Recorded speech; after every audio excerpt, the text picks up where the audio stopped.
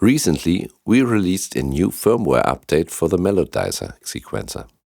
Version R44 introduces several new features enhancing MIDI implementation with the MAX3 expander module. In this video, we'll walk you through what's new and show you how to access and control these updated features. Edit menu 9 now includes parameters for MIDI in-channel selection and MIDI clock settings.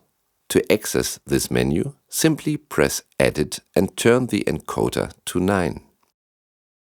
Every physical control on the Melodizer can be automated via MIDI control change messages. To receive these messages, Melodizer needs to know which MIDI channel to listen to. Press and hold A while turning the encoder to select a MIDI channel between 1 and 16.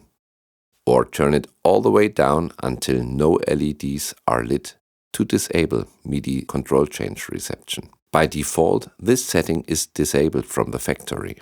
Button B allows you to enable or disable MIDI clock synchronization from an external MIDI source. While this is not a new feature, it was previously located in menu 8D. Melodizer can also generate its own MIDI clock based on its internal clock. If you want to send this clock through the MAX3 MIDI output, enable it using edit parameter 9C. Before, all three voices used the same MIDI channel, letting Melodizer create a three-voice polyphonic sequence. Now, each voice can have its own MIDI channel, giving you control over up to 3 separate monophonic synthesizers. However, if you prefer the previous behavior, you can assign the same MIDI channel to voices 1, 2, and 3. Edit menu 10 contains all MIDI out channel settings.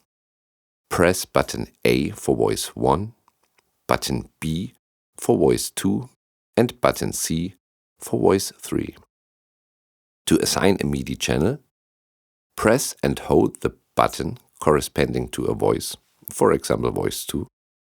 Then turn the encoder to select the desired MIDI channel. We've created a separate video demonstrating this individual MIDI channel features.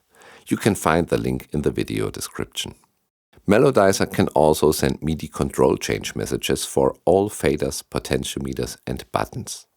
The MIDI channel for these messages can be set using edit menu 10D, following the same process as other MIDI channels.